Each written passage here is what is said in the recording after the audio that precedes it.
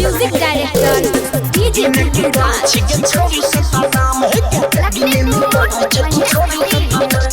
सगरो मोहल्ला भेलौगे हाला केलही तू ऐसन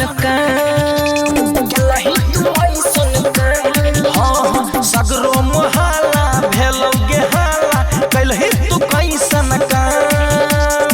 राति के कीर्तन बजबै छै मृदंग राति के कीर्तन बजबै छै मृदंग लै छौगे सभे नाम दिन के करै छी गे छौरी सता नाम हे गे दिने में पढ़ै छै तू छौरी सता नाम DJ Gujarat दिने में पढ़ै छै तू छौरी सता नाम दिन के करै छी गे छौरी सता नाम हे गे करै छी गे सता नाम हे गे तोरा देखलियौ केते छौरा घर में मारै छौ गरबर गे ताल से ताल मिला के गबै छै तनिको होई नै छौ गरबर गे तनिको होई नै छौ गरबर तोरा देखैला केते छौरा घर से मारै छै गरबर गे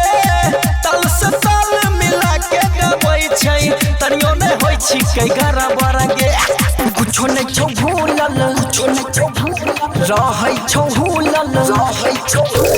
कुछो नै छौ भूलल रहै छौ भूलल देखै छौ सारे आम राति के कीर्तन बजबै छै मृदंग राति के कीर्तन बजबै छै मृदंग लै छौ गे सभे नाम दिने के पढ़ै छी गे छौरी सता नाम हे गे दिने में पढ़ै छै तू छौरी सता नाम Music director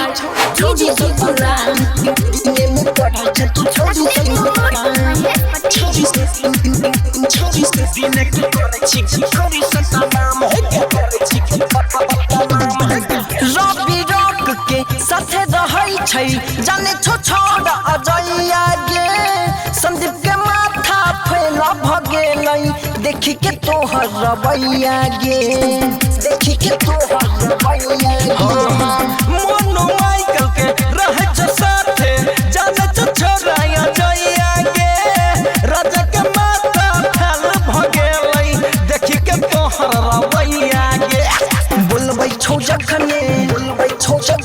चल जाय छै तखने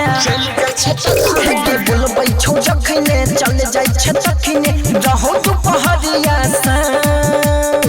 राति के कीर्तन बजबै छी मृदंग राति के कीर्तन बजबै छी मृदंग लै छौ गे सभे नाम दिने के पढ़ै छी गे छौरी सता नाम हे गे दिने में पढ़ै छै तू छौरी सता नाम आरो की पढ़ै छी गे Aishwarya digital recording studio Samastipur.